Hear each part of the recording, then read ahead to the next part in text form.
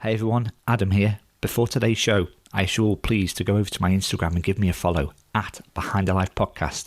I'm also now on Twitter at Behind the Life 3. You can now listen to all episodes on Stitcher, iTunes, Spotify, YouTube, TuneIn, and just say, Alexa, play Behind the Life Podcast. Enjoy today's episode.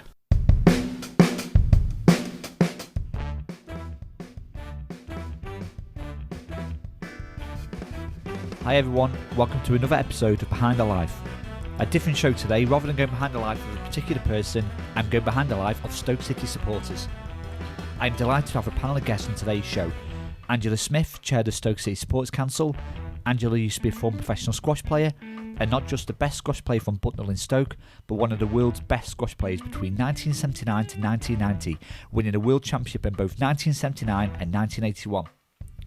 I am also joined by Matt Jackson, a good friend of mine for over 25 years. As a youngster, Matt was on the books of Stoke City, the same time with the likes of Gareth Owen. Matt now works in sales and is a season ticket holder. And finally, I'm joined by my dad, Michael, who took me to my first ever match in 1988. Dad has seen it all from Matthews, Greenough and even more. He still goes on about the 1972 League Cup final to the current day. Everyone enjoy the show. This is Behind the Life of a Stoke City supporter.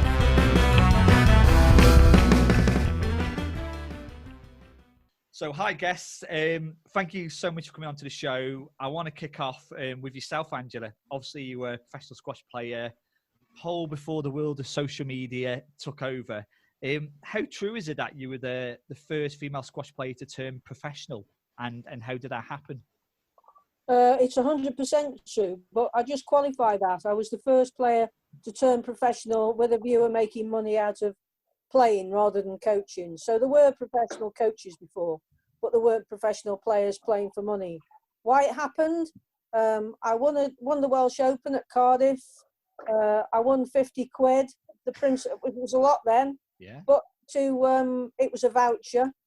So I either had to stay overnight in Cardiff and pay about 40 quid for the hotel, or try and negotiate somebody to buy the voucher off me cut price so I could come home. So I did a deal and I thought, I can't carry on doing this. I'm either going to have to find some way of playing or carry on being a teacher, which I was qualified as a teacher. And the one thing that made me change was I probably had a load of kids that I didn't really enjoy teaching at the time. So nothing against teaching. And as a lot of people that will listen to this podcast tonight will know, it's not the easiest job in the world, particularly when you're teaching your own kids. So I'm glad I'm not in that profession anymore, but they do a wonderful job. And basically, that's why I turned professional. I was very lucky because the sport was really big at that time. And 3 Australians decided to turn professional with me, so I was able to make some money. So was it Vicky Hoffman, the former number 1, who used to have quite a few tasty games against? Well, I'm laughing. For those people that can't see, I'm laughing. Vicky and I were really good mates off the court. On the court, we could have killed each other. But no, she didn't turn professional with me. It was Lyle Hubbinger, Barbara Wall, and a lady called Sue Newman. And what were your highlights then, Angela? Was it winning the 2 World Championships? I think the one that meant the most to me was winning the first ever World Team Championships for Great Britain. We won the first ever one, and I'd like to think I was instrumental in the reason we won that match. And playing for Great Britain and England, because we played originally for Great Britain and England. There were 2 separate squads. So the World Championship was Great Britain, and then we changed to England, Ireland, Scotland and Wales. So I actually played for England as well in World Championships. And to me, the most important thing was playing for my country. I don't care what anybody else says. Playing for my country was brilliant. And for me, that was the highlight of my career. Yeah, winning a World Championship's brilliant, and I wouldn't swap it for anything. Winning the British was brilliant. But if you ask me personally, apart from that, what my biggest achievement was, I'd say winning the Stoke-on-Trent Sports Personality, because I'm really proud of coming from Stoke, and that was something big for me. Well, you went over to coaching in America, so you taught at the Vertical Club in downtown Manhattan. And is it true that you taught the likes of Jackie Kennedy, gave her some coaching in squash? I did give Jackie Kennedy some coaching. it was more of a publicity thing for her than it was to play squash. Right. This was in the days of Studio 54 and some Vitas Gerulaitis was the tennis professional there, and it was a really strange world for me then, because Angela Smith from Bucknell suddenly was living in the middle of Manhattan, and it was very, very different. And I grew up a lot when I lived in the States. So if we go to, obviously, traveling the world, having a fantastic squash career, how old were you when you were a Stoke fan? Is that from when you were a toddler? Yeah, I really didn't. Well, if my parents were around, they'd disagree, but I don't think I had a choice. I've been a Stoke fan all my life, and my dad and I were very similar. And if we fell out, I would always say, it's a known fact in the family that the first match I ever went to as a babe in arms was the Vale, because in those days they went home to Stoke one week and home to the Vale the next, because they didn't travel as much in those days. And I never forgave my dad. And I always, when we had an argument, I always used to have a go at him. And the first thing I would say was, "You made me go the Vale, and I'll never forgive you for that." I mean, how childish and immature that is, but it's true. And I had no alternative really. But I don't regret being a Stoke fan. We've had some great times, and your dad will probably tell you that I've been lucky enough to see the best Stoke team of the 70s, which I think was as good as the team. You shouldn't compare, but we had great players in that squad. Your dad will tell you that. And I've seen the Premier League years. I've seen some rubbish in between, but they've been great years. That's fantastic, Angela. And over to you, Matt. So you were... How you doing, mate? Hi, Matt. So you were on the books at Stoke City when you were a youngster. How old were you then when you joined them?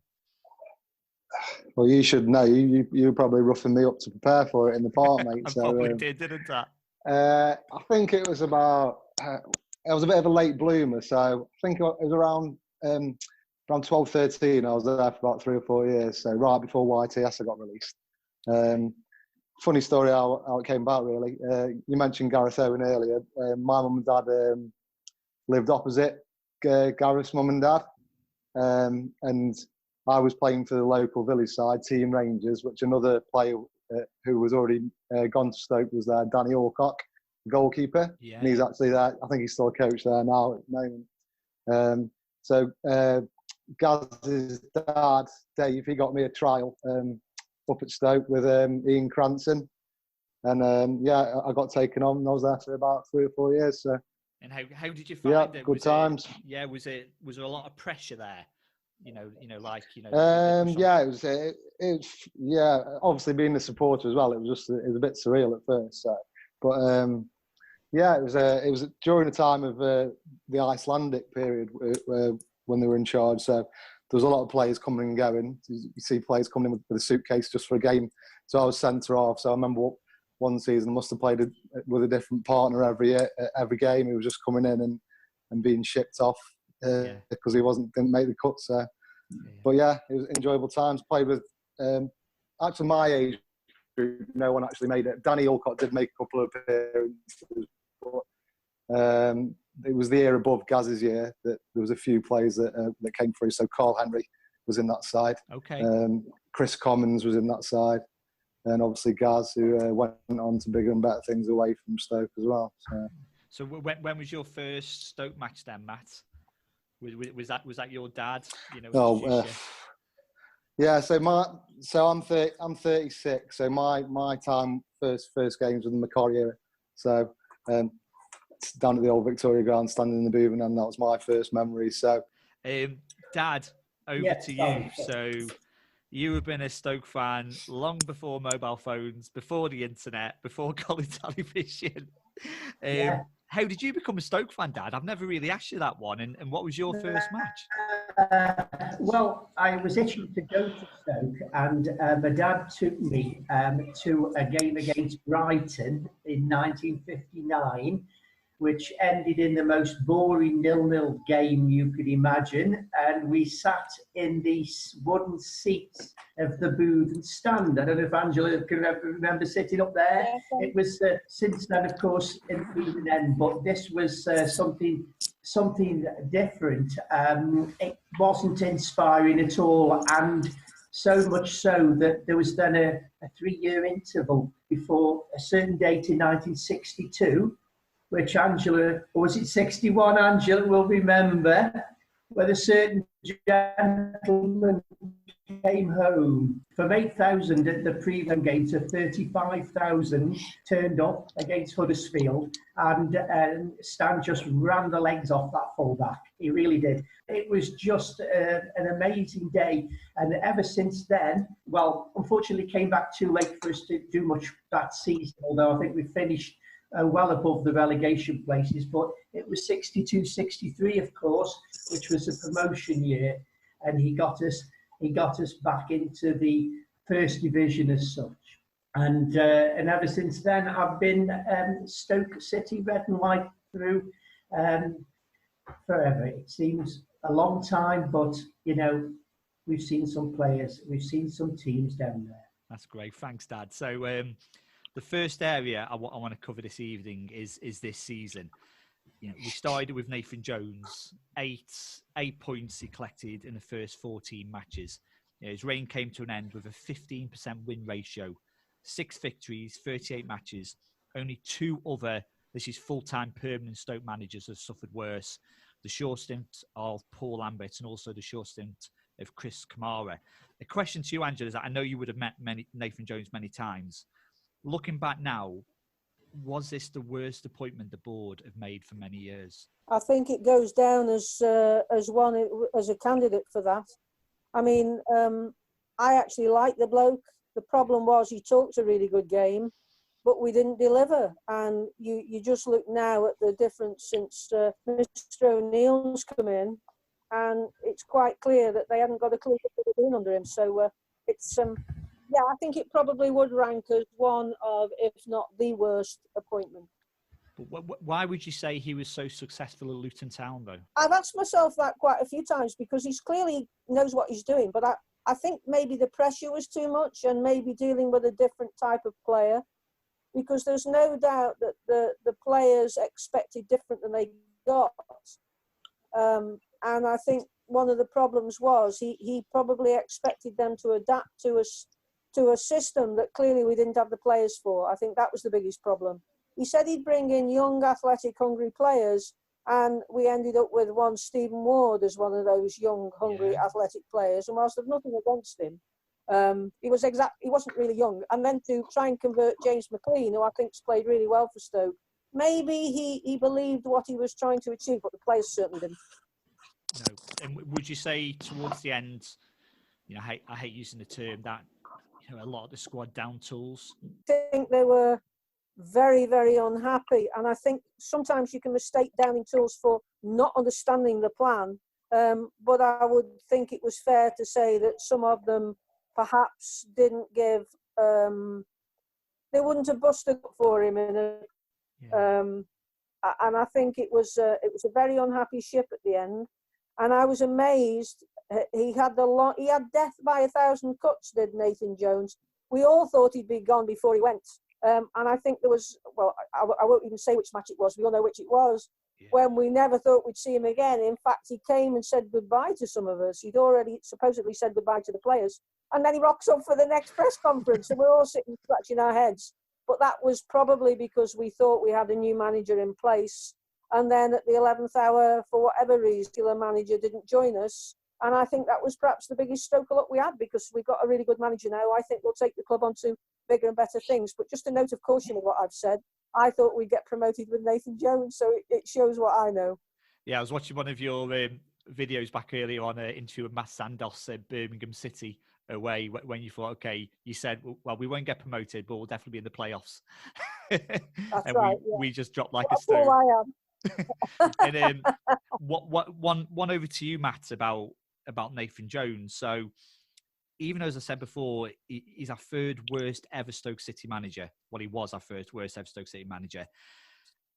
His departure wasn't really toxic, and some Stoke fans still hold him in almost like a high regard.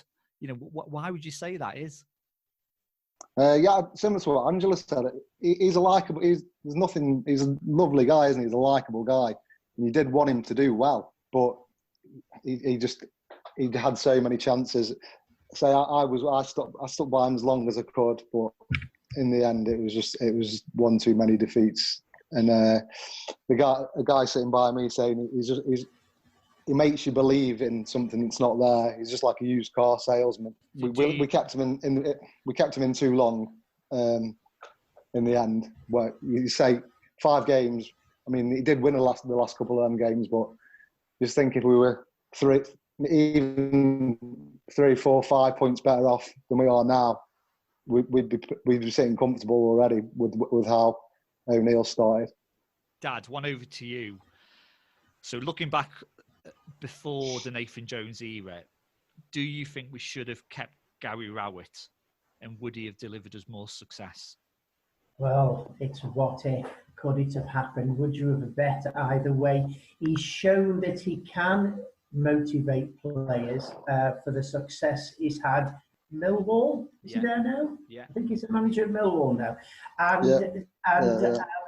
You know, to me, he seemed a more mature type of young manager than the gentleman we've just been talking about.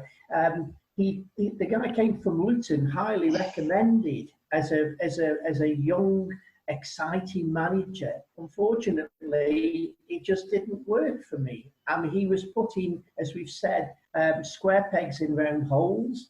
The players all had it in them to excel because they're the same players, apart from a few. But he just could not motivate them to do it. They just did not seem interested in getting more and more disillusioned and real worry that we may have gone down. So, yeah, Gary Rowett, I would have probably given him a little bit longer, but who knows? Angela, I'll come over to you about Gary Rowett. You know, again, did the board pull the trigger on him too soon, or was his position untenable because of the way he turned the fans against him?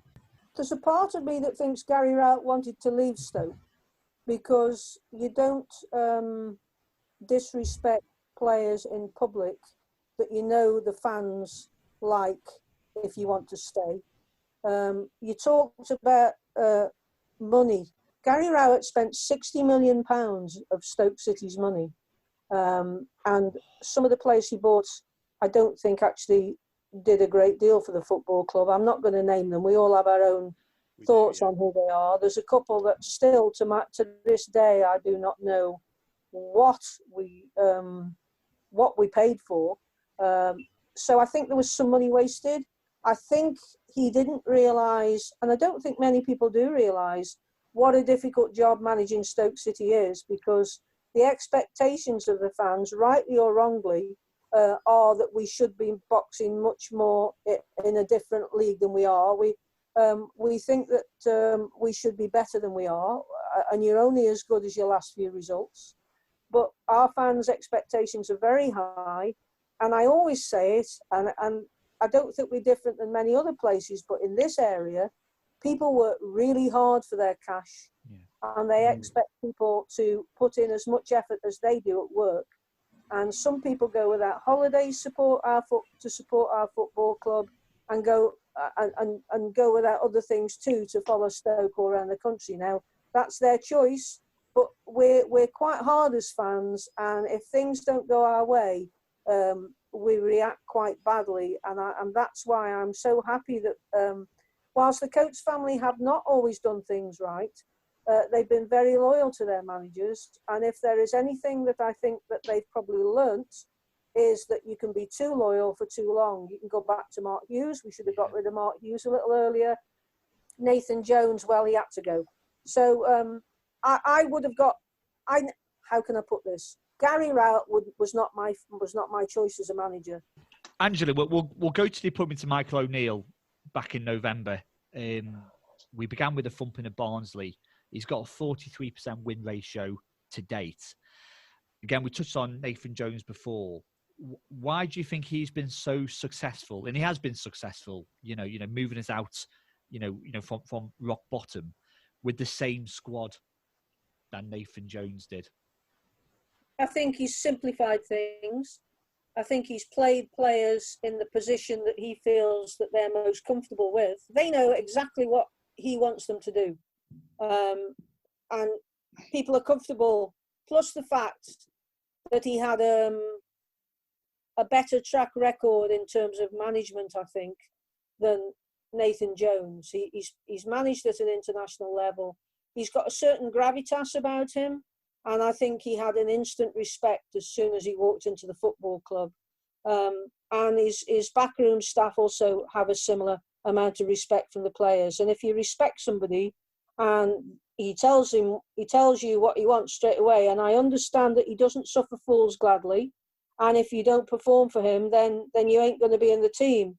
And with a couple of other managers we've had, I don't think that's always been the case. I think everybody has favourites, but some have more favourites than others. Matt, we'll come over to you. Absolutely. I mean, in my opinion, it's okay, go on. Right now, I was going to say, there's only two words come to mind with Michael O'Neill and for the players, and that's inspiration and confidence. He's instilled, he's given them their mojos back, and we've seen people like Tom Ince. Who was having a hell of a time from the fans, and now it's a different player. Okay, he's still a bit raw around the edges, but he wants, when you see players getting stuck in and fighting for the ball and wanting to win the ball and then moving it on, that's what we see now. We weren't seeing that at the beginning of the season. And I think Angela touched on it before, and this one for you, Matt, about his backroom staff. So is it Billy McKinley? How much of an influence do you think he's had on the squad? He does all the shouting and yawping from the sides. He's quite a cool customer. O'Neill just sits back and sort of takes it all in. From that first game at Barnsley, he didn't, he was on the side. Straight after the game, he was straight down the tunnel, quick wave at the supporters, not getting carried away, and that's how he's carried it on. He doesn't get carried away. He takes every game as it comes. Obviously, we were still in a bit of a precarious position, but with him in charge, I just think we would have been fine, or we will be fine. He just brings so much calm around the place, I think, himself. So. And Dad, just one over to you about O'Neill. It was almost a Pulis-esque appointment. How far do you think he can progress the club? Well, he's got still a hell of a job on his hands. I mean, I think the first thing I would say is players and supporters both see him with a lot of respect. He seems to me to be a more mature, seen it all guy. I won't say I can't compare, it's not fair to compare, but perhaps the only manager who made me feel that way was old Tony Waddington. And I just hope that we will see the best out of Michael O'Neill, and he can get us out of this mess and back to where we belong. Well, of course, let's talk about the position we're in now. It's obviously, life comes before football, and the season was halted after the 5-1 victory over Hull City.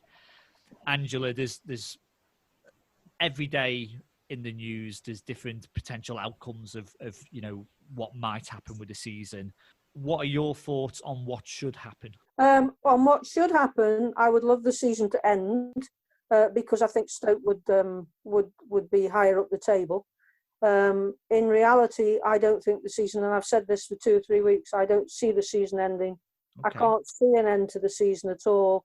And my own personal point of view is that the Premier League shouldn't finish either. And that's not because I don't want Liverpool to win the league. I know it's fraught with all sorts of problems.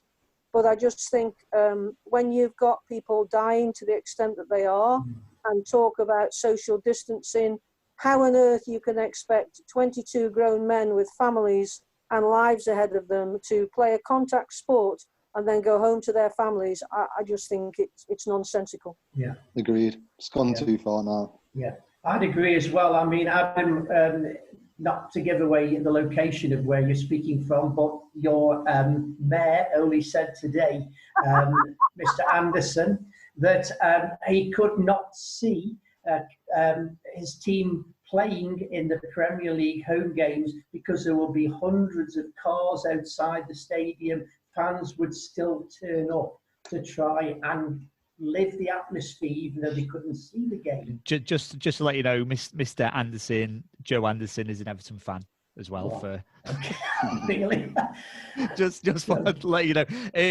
So I don't know if you lot have seen the news in France this week. Obviously, with the League One and League Two currently being voided, there's three options which have been tabled, and I believe there's going to be a vote on it.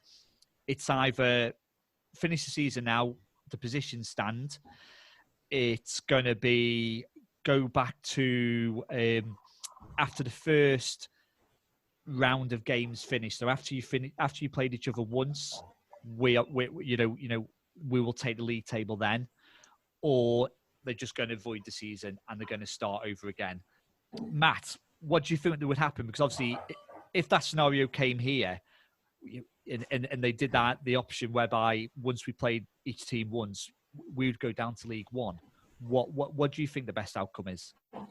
Someone's going to be unhappy with whatever happens, aren't they? But I think it's actually, they've said today that Paris Saint-Germain are the champions, aren't they? So yeah. I don't know if they've made a decision today. They have. But it's got to be void, hasn't it?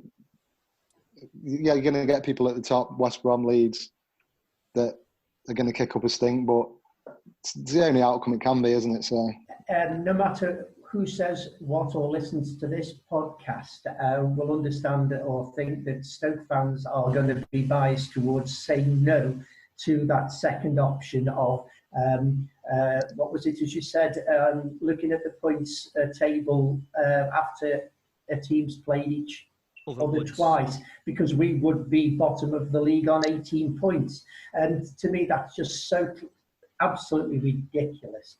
No, I believe they should void the season. Tough on Leeds and West Brom and the other teams that were vying for going up in the playoffs. But life's far more important than sentiment. They would have to put that to one side. And Angela, what are your thoughts? Obviously, you're much closer connected to the club than ourselves. What are your thoughts on the Coates family? Because from an outsider in looking at it, they've been absolutely phenomenal. Not furloughing the staff, and Denise Coates, obviously, was it £10 million she donated to the hospital? My thoughts on the Coates family are that we couldn't have better owners. Like I said earlier on, we all make mistakes, and they've made mistakes in to a large extent being too loyal and letting people spend their money in ways that I would break my heart if it was my money that had been flushed down the toilet on some of the purchases we've made, but they've stuck by the club. Denise, from her own foundation, has given 10 million to the hospital. They all give huge amounts to this city. But as regards the football club, I think we're very lucky to have the owners we have. And of course, the repercussions might come that as we've not furloughed staff, if financial fair play is changed in any way, shape or form, we should benefit from that, because the Coates family have taken the view that it's their football club and they have to pay the staff. And I think that's very reassuring for this city. I've not really much more to say than I think we couldn't have better owners. No, completely agree with you. And Matt, whatever happens in the future or next season, let's go back to Michael O'Neill. Do you think he is the right man to take us forward, and will he get us promoted? Back to the Prem. The first part of the question, 100%. Yeah, I don't think, from what we've seen so far of him, I think 99.9% of supporters would say he's the right man for the job. Yeah. But to say promotion next season, I'll say playoffs. like it. Maybe a bit too early for that. Sitting on the fence. Well, let's rewind back a bit now. He seems years and years ago since we were in the Premier League, and let's look at Mark Hughes. I'll put this one over to yourself, Dad. Looking back at Hughes's reign at Stoke, would you say he was either a huge failure or a massive success? He was both, I'm afraid. He was a massive success. As I've said earlier, I can liken that team to the team of the 70s, but it started to go wrong. And the other teams in the Prem got to know how we played, and I don't think he had an answer to the change of other team tactics against us. And it was as if we were on a slippery slope. And when we got relegated, you know, it was awful. After that, he'd lost the players. Oh, sorry, he'd lost it. He'd gone, hadn't he, before we were relegated? But we was on the slippery slope, and he'd lost the faith of the players. And we only knew there was only one way down, and it was too late to get a Messiah, a saviour in. Even though Lambert tried very hard, he just couldn't stop it happening. So yeah, he was hot and cold as well. And Angela, everyone seems to pinpoint the game in Anfield when we won 1-0 on the night in the League Cup. I was there and we lost on penalties. I think it was Joe Allen who actually scored the winning penalty against us. And everyone seems to say that was the beginning of the end for Hughes over, albeit 12, 18 months, whatever the period was. Why do you think, looking back now, things turned so badly after that game? Well, I think it was a big knock to the confidence of the team. They played very well that night. I was there too. And Van Ginkel, we should have had a penalty. I mean, I'll never forget that, but there you go. And hitting the outside of the post, etc. But look, I think managers have a shelf life, and I've always believed that without exception, that after 4 or 5 years, 3 or 4 years possibly, you should be looking to change, because it doesn't matter unless you're extremely successful and always winning things, then the pressure is relentless. And it's like you going to work and the same person telling you to do the same thing every day. It needs freshening up, because eventually you switch off. I also think one of the daftest things he did was dismantle a very sound back four that we had under Tony Pulis, because you build from the back. And whilst Robert Huth was probably past his best, he seemed to do okay when he went to Leicester and they won the Premier League. I think that was a big mistake. I also think that replacing one or two of the players he replaced with the likes of Hesse and Choupo-Moting were probably a bit flawed. And I think generally he got stale. And he didn't know how to change things at the end. He'd run out of ideas. And if you look at all the clubs he's been to, with the exception of Blackburn, where he did very well at the start, most of the fans say similar, that he ran out of ideas, that they played good football, but then something happens and he either becomes stale, complacent, or the game moves on. Listen, as a footballer, I thought he was exceptional. As a person, when I met him, I couldn't believe it was the same bloke. He by his own admission, he'd have killed his granny to try and score a goal. But as a man off the pitch, he was completely different. I'd even say slightly introverted. That's what I've heard, yeah. But I just think he stayed at the club too long. And again, that was the loyalty of the Coates family. And he had to go after that dramatic defeat in the FA Cup. Yes. Yeah. And I think that season that we went down, we weren't just being beaten. This team wasn't just being beaten. We were being stuffed. I mean, the goals that were going in, home and away, were just, totally 4 past Stoke was the same, wasn't it? Yeah. Absolutely. But of course, Hughes did give us some absolutely phenomenal memories. Matt, what game sticks out to yourself under Hughes' era when you thought, wow, this can't get any better? Obviously, we've already touched on the end of the season Liverpool game, 6-1. Yeah. We never thought that we were going to be getting results like that. I never thought I'd see a Stoke side get a result like that, even how young I am. But the other 2 home games, Man City at home and Man United at home, they were quite close together, weren't they? Yes, they were. Probably the City one, I think. We took them apart, didn't we? Yeah, we did. Both goals by Arnie, by the way. Well, we come on to Arnautovic now. So this one over to you, Dad. He's There was an article by Pete Smith in the Sentinel again about him this week, that he's still an area of debate for Stoke fans, and a lot of Stoke fans still very angry with him, thought he was lazy, etc. In your eyes, Dad, are you a hater of Arnautovic for he was a lazy, poor player, or do you believe he was one of the greatest players we had in the Premier League? Well, in years gone by, he wouldn't have lasted long at Stoke. Clearly, because the managers ran the team, not the play, not the other way round. Arnie realised there's a lot of money to be made in that game. And he did what he thought he did well for us, but he was always, I think, listening out for a better offer and another way of, and his agents as well. And that is the world, the world that we're living in now. It's a complete change. And the Gary Rowett type player, then. Possibly so. But when he was good, he was brilliant. And he was lazy sometimes. We used to get at him, you know that. Yeah. But he had skill in it. He unfortunately, I think he's ended up in China now, I think, hasn't he? But it's on some silly money. But that's unfortunately the way of the world. Is the same with every team, Premier League team. And Angela, out of losing, or selling Shaqiri or Arnautovic or Nzonzi, which one would you say was the biggest loss?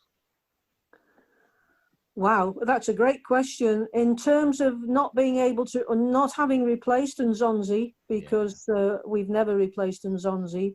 In terms of sheer maverick ability, Marko Arnautovic, the only reason he came to us is because he was a flawed character.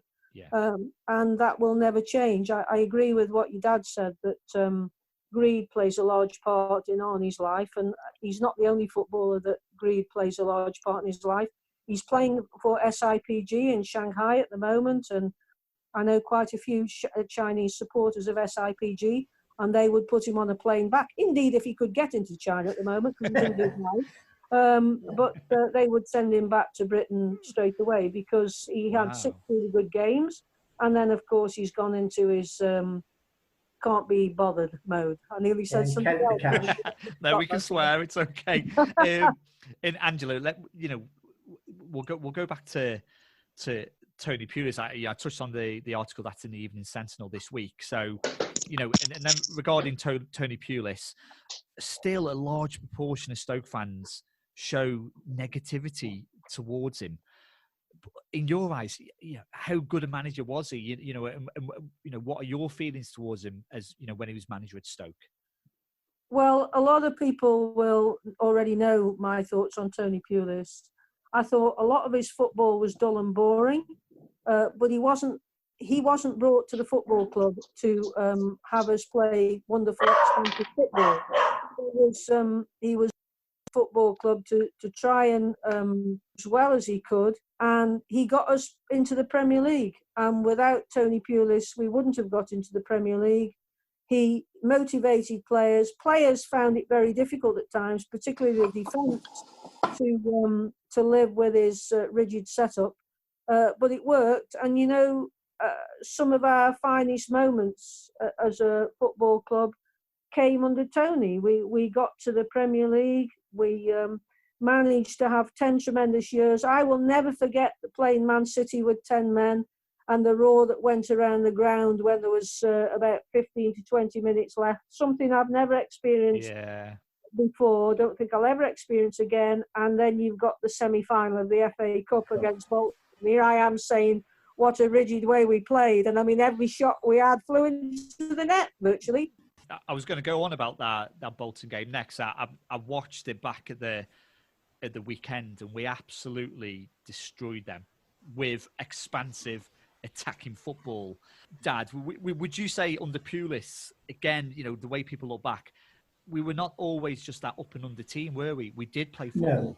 No, I think his belief was what we have, we hold. If the defence is solid, okay, we need to score goals to win games, but we don't lose games. And it didn't go down with everybody. It was, difficult sometimes, but who cares? We're Stoke, and we had some great years under him, and both And who'll ever forget that first home game in the Prem against Villa, where we won 3-2.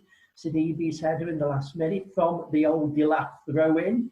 And of course, that long throw business, it still happens today, but the other Prem team and how we played and bit of ideas.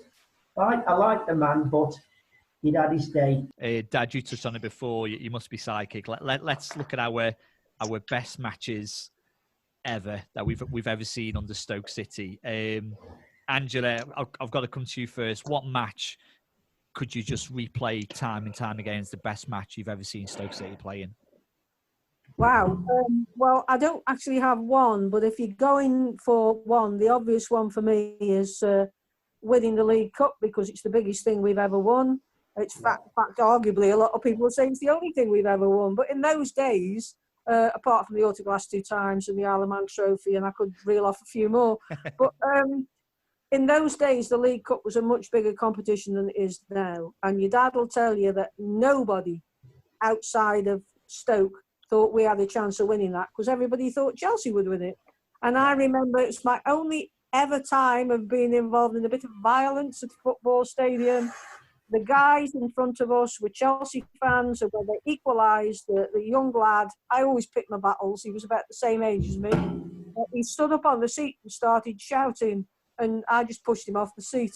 And my mother said, if you do that again, you'll never go to a football match. So I learned very quickly not to do that. But in answer to your question, winning the League Cup and the way we won it, with style and almost giving them an equaliser in the last couple of minutes, was fantastic. So that has to be for me the best match that I've ever seen Stoke playing. That's amazing. And what was the atmosphere like that day? Was there, I take it us Stoke fans went down in the thousands to Wembley. Did you travel down on the day?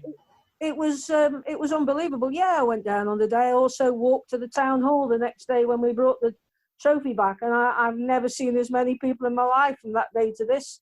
It was just, you think about the match at Wembley when we played Bolton, and you think about the Delilah that rang around after. I promise you, and your dad will probably agree, it was nothing in comparison to the reception that the team got in '72 when they won that League Cup. And you know what? We all thought that was going to be the start of Stoke winning things every season. And then we go and get robbed, and I mean robbed, in 2 successive cup semi-finals. But that, I don't want to downplay the importance of winning the League Cup, but we all thought we were going to win trophy after trophy, and of course we haven't won one since. Absolutely right. Yes. Sorry? Yeah, what about yourself, Dad? I was just going to say, that 72, don't forget, Angela, remember, we got through the semi-final against West Ham with Banksy's save. We lost 1-0 at home, and we thought the first leg and thought, well, that's it. What happened? It ended up, yes, we were winning 1-0 at West Ham, and of course it went to, was it extra time? Or certainly at West Ham were given a penalty, which Banksy saved, the most fantastic save. And then it stretched out a bit, Angela, I think, didn't he? Didn't he go to 2 more replays, and finally we beat them at Old Trafford, 3-2? We did, and Bobby Moore was in goal. Yes, for that's the penalty right. that we had. Yeah, but then, of course, Wembley. Well, I was quite young in those days. I went with my father-in-law, and we were at the end where George Easton scored the winner, and yeah, it was just unbelievable. And we was all standing, of course, in those days, those fancy seats and all the rest of it. It was a tremendous atmosphere. But to be honest, Adam, to answer your question, sometimes the first thing that comes into your mind, you write down, and you wonder whether you've done it right. But one of the best games I saw Stoke win, and you were with me, was at Preston North End in the league, and we were losing 3-1, and we won 4-3. And we jumped up so much that the stand was shaking at Deepdale. Whether it's a temporary one, I don't know, but I thought there was an earthquake going on. I think that was too many those pies are the you had, things Dad. that stick in my mind. It could well have been that I don't game. think it was a fan. Matt, what about yourself? What game sticks out in your memory? Matt's going to pick the Autoglass. I know he is. Well, yeah, I'll give you. I can from the modern era, like we've already discussed them, but one that does stick in my mind was the League Cup, when it was League Cup, wasn't it, against Man United when Steen got yes. I was in the booth end that day, and that was just that was, as a young lad in there, that was just an amazing atmosphere that night. I'll go on to best. I'll tell you what, I'll go on to best player that you think has ever played for Stoke City. I'll go to you, Angela, first. I think I might agree with what your dad was about to say, was that everybody says the best outfield player we've ever had was obviously one of two legends we've had at our football club, and we're very lucky to have had two world icons play for our football club. I only saw Stan when he came back as, what dare I say, people said he was an old bloke then, and he was still a class player. But for me, I got to meet Stan a few times, and he was a great bloke. If you're talking about an icon in my time and a man who epitomised everything good about football, it was Gordon Banks. The man should have been knighted. To me, it's a big tragedy that he didn't get knighted. He won a World Cup, and he was just such a lovely bloke. So for me, it would be between Banks and Matthews, Gordon Banks. Brilliant point, Angela. What about you, Dad? Banks, of course. Another player, though, that comes to mind with his silky skills and the way that Tony Waddington brought him from the big smoke up to the poor North Staffordshire lads was, of course, Alan Hudson. I mean, I was fortunate to see him play, and he was just brilliant. And he could turn a game, a little thin, wiry character who loved the game, and yeah, one of the best. Funny you said that, Dad. So I've got a book here, which is Just a Face in the Crowd. I'm not sure how many people have read it. Yeah. By Roger Horwood, and there's a bit here about, I had an Alan Hudson page. I knew you were going to say Alan Hudson, Dad, for some reason. And he said you're absolutely right. His second spell was January 1984, and it's just an excerpt in the book where it says, the ball was passed to Alan from kickoff at his first match, which was at home. He put his foot on the ball, stopped dead still, and beckoned with his hand to the opposition, come and get it. From that moment, he transformed Stoke into a decent passing side, and from the last 17 matches, we amassed 34 points and stayed up. And would you say that was all down to Alan Hudson? Yeah, he played a great part in it, but of course we had a wonderful manager at the same time. Matt, over to you. So obviously I've mentioned Steen, and then after Steen, there was a bit of a lull. So I was watching players like Carlos Arbor and Gifton Noel Williams. Keith Scott. Yeah, so then moving into the Premier League, my favourite, I say favourite player, you're asking for the best ever player, but my favourite player is Bojan.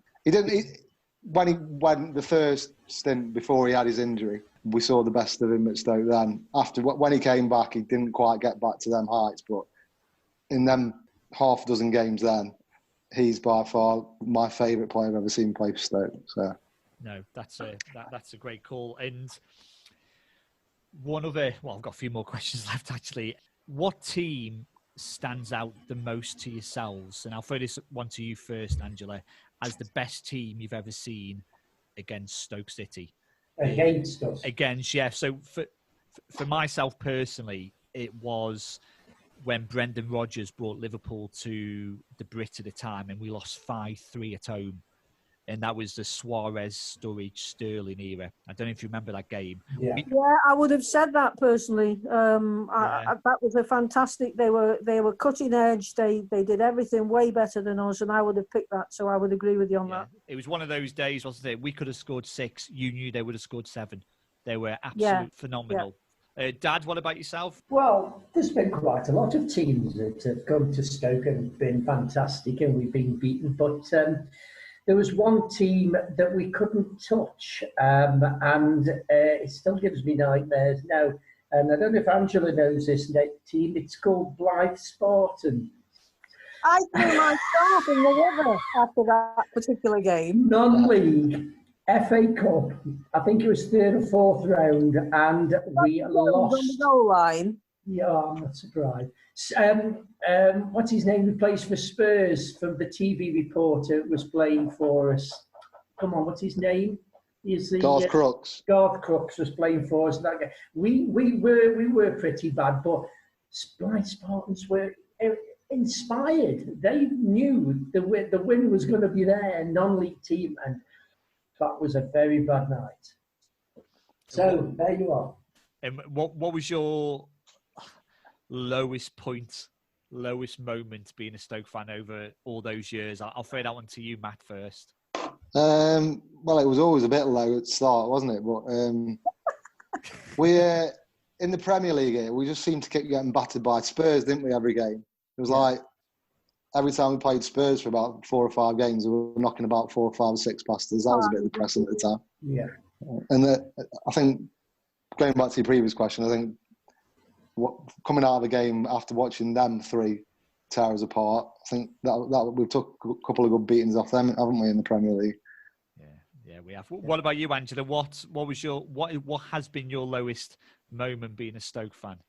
There was one particular season which Stoke fans of my age call the Holocaust season, where we found it very, very difficult to beat anybody. I think we beat Manchester United, and we went down with a very low number of points. And I remember the last game, I was sitting with Nigel Johnson, and everybody knew we were down. But of course, I got tremendous faith that if we beat Aston Villa by about 25-0, we had a chance of staying up. So that, to me, is the worst season ever. Your dad will probably tell you it wasn't as many goals as we scored as how many shots we had on target in the whole of the season. Not a lot's changed. No. But we weren't prolific. We had one other good result in that season, Angela. We actually beat Arsenal, I think, at home. But the rest was a wipe. And if I may just interrupt, Angela did say one game, Adam, which I tried to take it from a mind that it never happened. But it was, we were talking about this not so long ago, when we were playing Birmingham City at home. Yeah. Oh, yeah, that's one. I mean, I have never been urged to invade the pitch as much as thousands were on that day. That was, football had gone out of the window. There was no violence from where we were, Adam, right? But it was building, and it was turmoil. It was awful, especially the naughty 40 running up the steps to the director's box. So you weren't sitting anywhere near there. I wasn't when it started. I wasn't after I saw him running up. It was I think you could say fans were exasperated at that time. So and this is always what's really interesting. So correct me if I'm wrong. That was under the Peter Coates, Keith Humphreys era, and anybody saying at that time would have just gone, walk away, I'm not interested. But Peter Coates went away, always remained on the board. I believe I might be wrong there. Rebuilt his empire, his Bet365, and he came back. He had the balls. So you know what? I'm going to give another go. Is that, Angela? Would you say that's solely because he's a Stoke City fan and he just wants us to succeed? Well, the first thing I'd say is Denise will be really upset if you say that Peter built the Bet365 empire. and for the sake of women amongst the listeners of the podcast, it was a woman that built 365.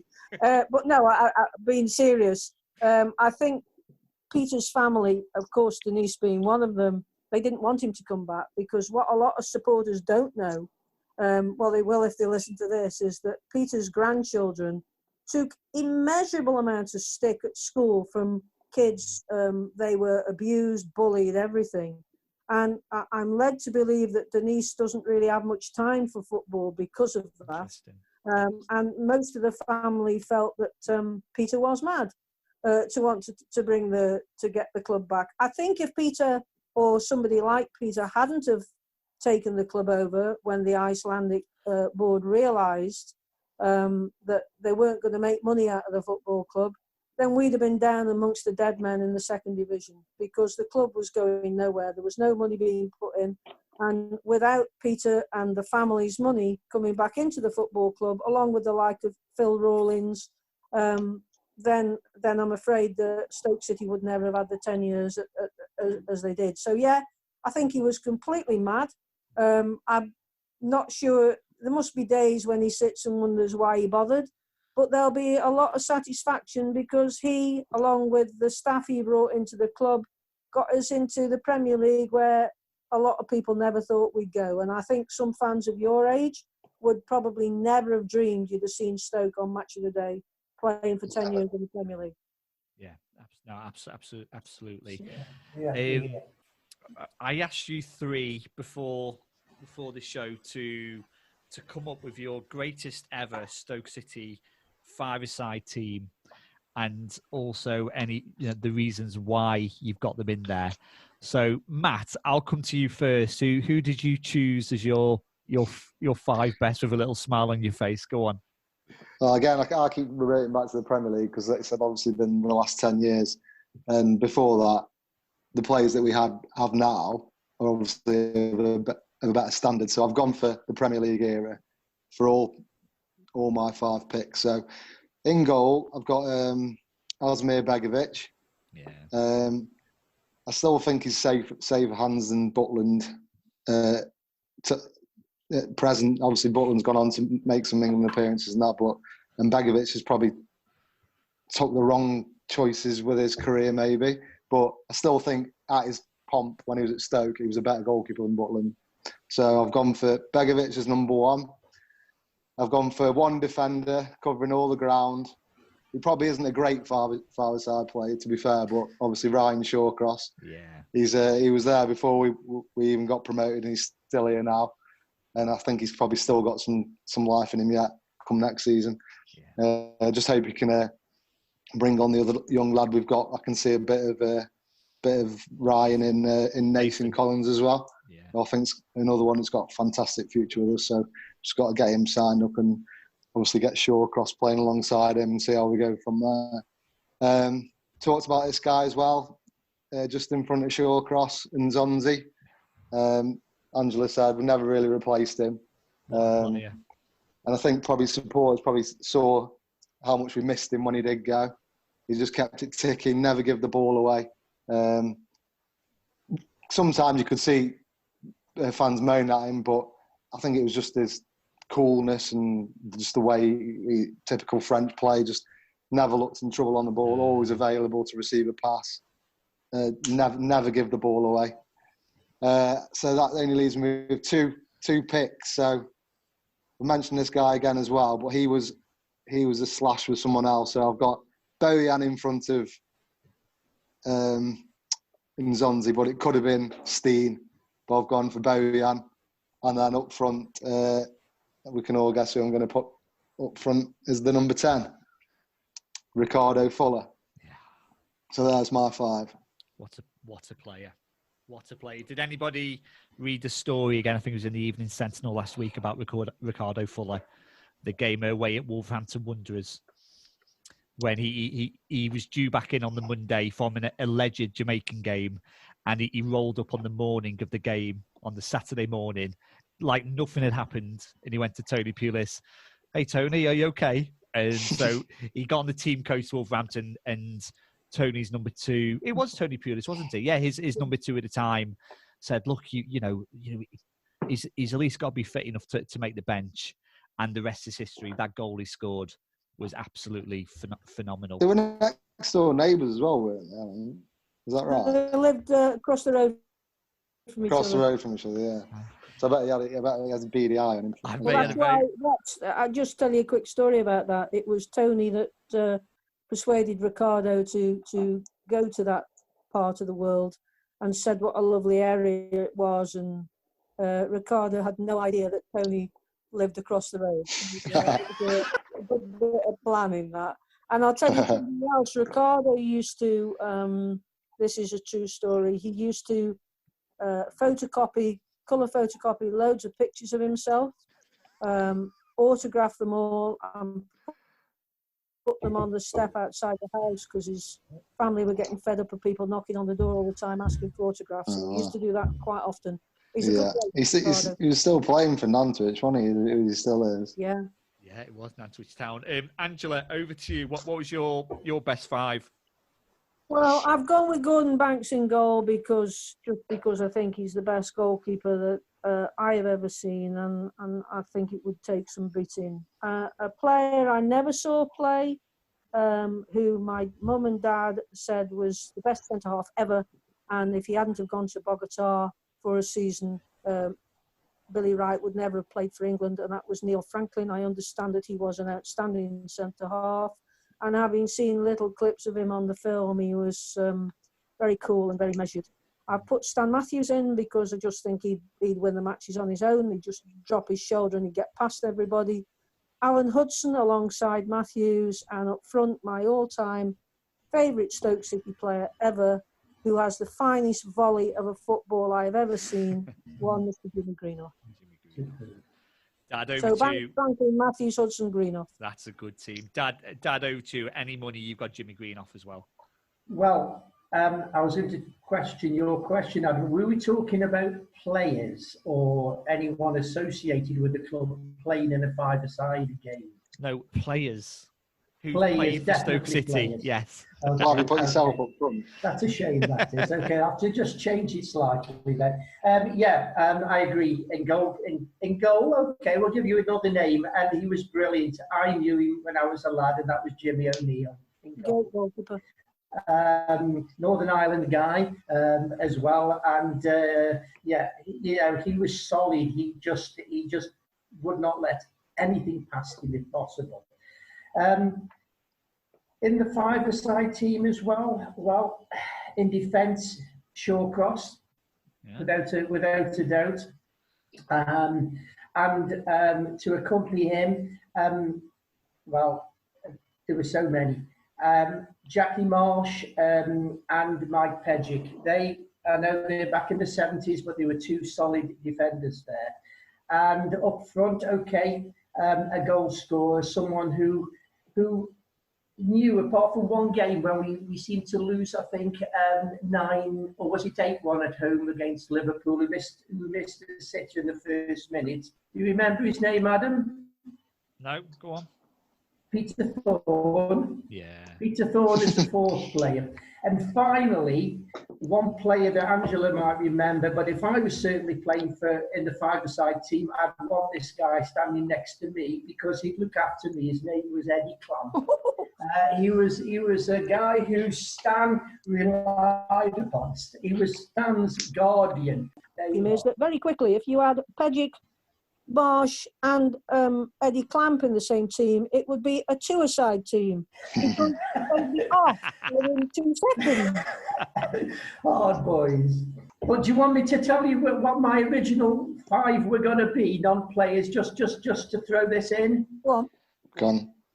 I would have in goal Neil Baldwin, kit man, because nothing would get past him. I'd have John Bailey. I'd have a guy called John Bailey, better known as Zigga Zagga. I'd have Pottermouth. We have to have Pottermouth to at least sing us along to try and get us out of that. And up front, Nick Hancock. And the one that stays in the same team is Eddie Clamp. Everybody, that is honestly that's brilliant. Thank you all so much for coming on the show this evening. Stay safe, and for the key workers out there, whether you're a cleaner, a supermarket worker, or work for the NHS, this quote is a great quote for them. And of course, it's from the Stoke song, "We'll be with you every step along the way." So thank you, Angela. Thank you, Angela. Thank you, Dad, and thank you, Matt.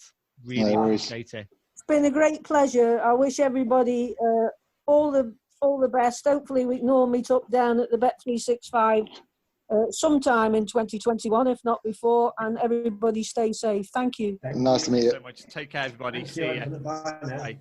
And that was another episode of Behind the Life podcast with myself, Adam Lambert. Please give me a follow on Instagram at Behind the Life podcast, Facebook Behind the Life podcast, and if you're listening to this on YouTube, please hit the subscribe button below as well as the like button. I'll be back soon for another episode. For now, take care.